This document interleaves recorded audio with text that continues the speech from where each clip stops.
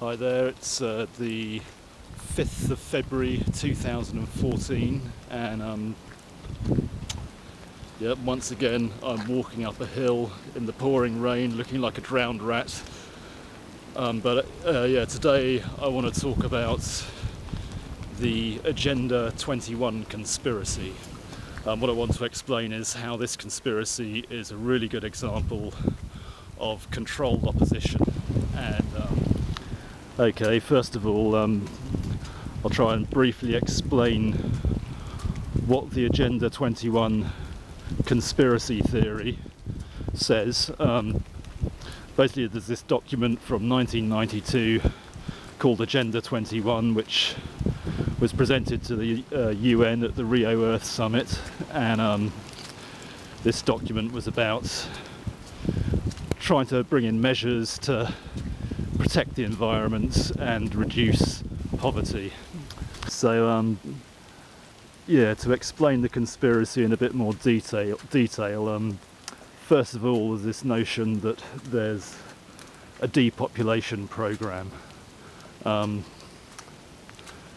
This is purported to be manifested in various ways through food additives that are bad for you, through genetically modified crops that are bad for you, vaccinations that are bad for you. But basically anything on the planet which is bad for your health becomes considered part of the Agenda 21 program to depopulate the planet. And to address the logic of this depopulation programming, the first point this fails on is all these ways of killing people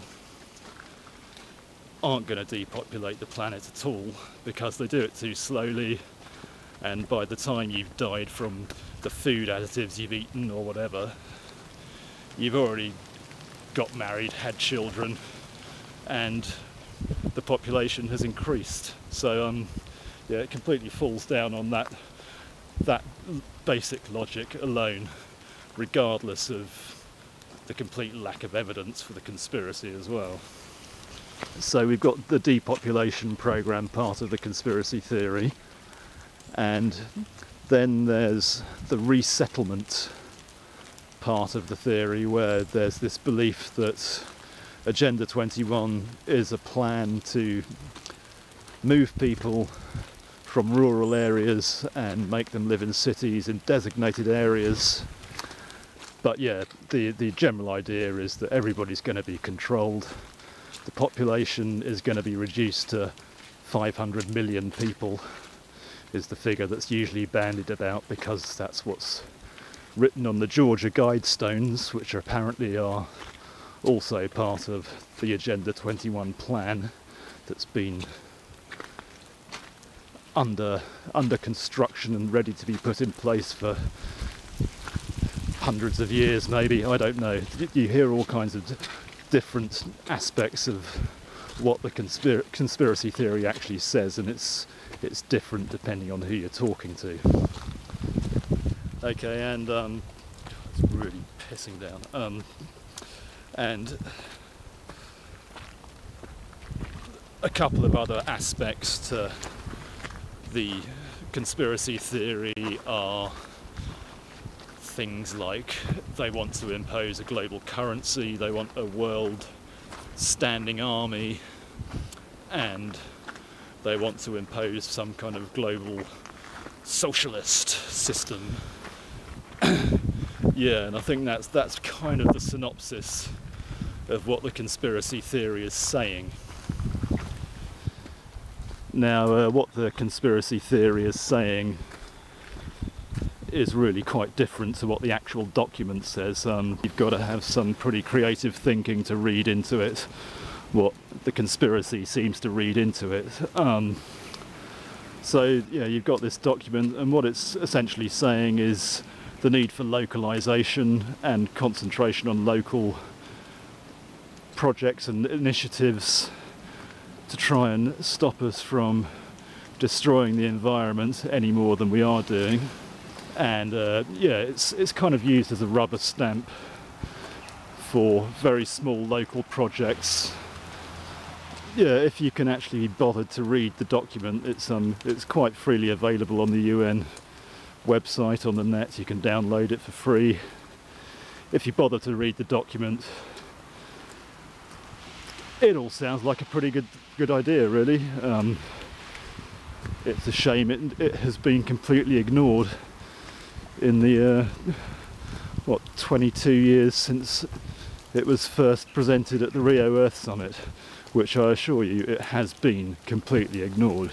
So yeah, you've got this document which I have a PDF of on my computer, and I challenge anyone to show me where it says the planet should be depopulated, people should be resettled, anything in the conspiracy theory.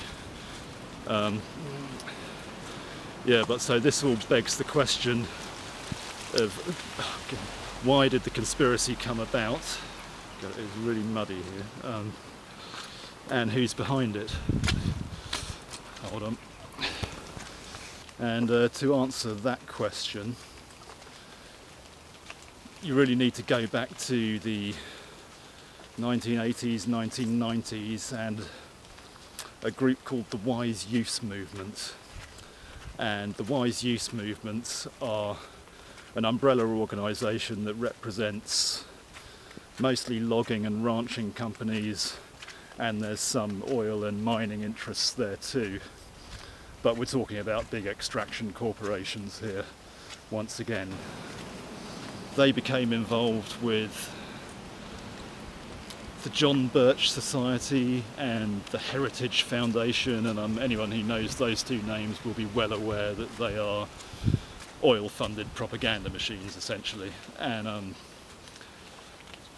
that's really when the whole conspiracy had its genesis. And there's 4 individuals whose names crop up repeatedly in this conspiracy. There's Michael Shaw, Michael Kaufman, Rosa Koire, I don't know how you, K-O-I-R-E, I don't know how you pronounce her name, and Henry Lamb. And I think Rosa Koire is a bit of an unknown quantity. She seems to be someone who got into a dispute about planning law and blamed environmental law for losing some money, and seems to have been on a crusade about it ever since. Michael Shaw is a lawyer who is pretty much in the pocket of oil companies. Michael Kaufman is a logging executive for a logging corporation, or was. And yeah, Henry Lamb, he's again associated with the John Birch Society and the Heritage Foundation and the Heartland Institute, and he was also involved in an organisation called the Environmental Protection Organisation, I think it was called, something like that. I'll have to get back to you on that one, but yeah, that name, Environmental Protection Organisation, or whatever it's called, is very typical of the tactics they were using in the 90s. They'd start organisations like with names like the Wetland Protection Trust and names like that, where their actual intention was to get rid of environmental regulation for said wetlands and plunder the resources for themselves. And these organisations that they created, there's loads of them with sort of supposedly environmentally friendly sounding names, where they're actually campaigning to use environmental resources for profit regardless of the effect on the environment. They'd have all these organisations which would work at a very local level and appear to be grassroots organisations. They try and bring in local ranchers and local loggers, smaller time operators, and get them affiliated. And this process is sometimes called astroturfing, as is it's fake grass in the grassroots. and actually perpetrated by corporations. So yeah, the main thrust of this whole movement, born from the Wise Youth movement and the various other smaller movements it spawned, is trying to get unrestricted access to resources. And as usual, what's stopping them doing that is environmental regulation and environmental activists. As we approached the 21st century and the issue of climate change became more apparent to science, and people started to wake up and realise it was potentially a very serious problem, then you had the climate denial machine, which started up as a result of oil-funded propaganda campaigns, and this became allied with the Agenda21 conspiracy. Probably the time when it really kicked off was when Glenn Beck wrote a fictional, bear in mind fictional, novel about the disaster and the oppression that was coming to the world as a result of Agenda21. And a lot of what's in that fictional novel has now become believed as fact, and it's not, it's rubbish. So to give an example of what's actually going on here is you look at this landscape before you here, and this is protected by environmental regulations and legislation. But I can tell you also that this land has also been geologically surveyed, and there may well be shale oil or shale gas underneath it. And what the purveyors of the Agenda 21, the creators of the Agenda 21 conspiracy theory want, is all that regulation to be gone, so they can completely devastate this landscape, suck out every last drop of oil that might be in it, regardless of how difficult it will be to get that oil out, and basically screw anyone who lives here, screw anyone who wants to keep it. Profit is all that matters, and anyone who stands in their way is part of the evil plan to take over the world. So yeah, the Agenda 21 conspiracy theory was most definitely started by extraction corporations. Originally it started out as trying to kind of twist the law, so they were saying that if they were restricted from polluting an environment, then that would count as their profits being taken from them by those regulations, therefore they'd be entitled to compensation, which, I mean, you can imagine that would just bankrupt governments immediately. I mean, it's just just ridiculous, wouldn't be possible to do. But I think there may have been some small cases of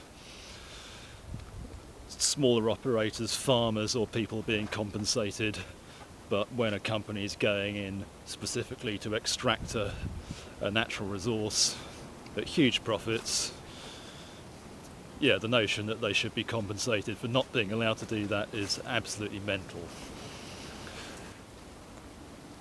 But yeah, since then, I'm just going to go over a tree. Yeah, the aim of those behind the conspiracy has kind of widened to pretty much demonise any environmental legislation, label any environmentalists as somehow sinister, and again it comes down to them wanting completely unrestricted access to all resources, to all natural environments, all regulation taken away, all legislation taken away, and for them to be given a free rein to do what they like. I mean, they can already buy out any private owners. They can easily make most people an offer they can't refuse, and really public publicly protected landscapes are the only ones they can't get at. And that kind of brings me on to Michael Kaufman's death map, his globalist death map, where it purports to show that human populations are going to be resettled to largely urban areas, and vast swathes of the planet's surface are going to be restricted to human access, and human beings won't be allowed to go there unless they're members of some highly privileged elite or something like that. And yeah, the irony with this death map is I think the original copy of it was lifted from some US environmental bodies. I think it might have been a footpaths and public access map showing parts of the US where human beings were allowed public access, the actual opposite of what Michael Kaufman says. But yeah, I think that was the basic blueprint for this death map. But the death map itself, if you look at a copy of it, I'm sure you can find a copy of it on the net.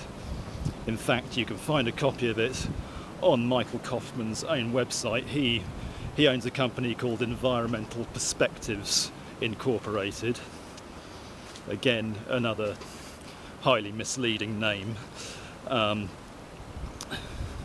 Yeah, you'll find that he actually owns the copyright for the map.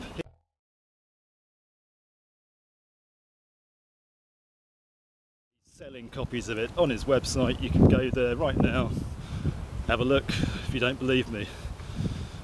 The globalist Agenda21 socialist eco-Nazi death map is a complete fabrication.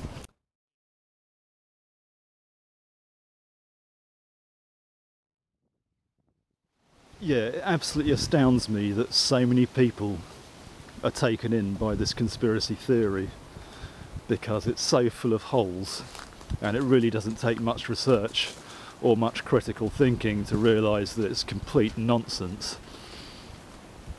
But people believe it.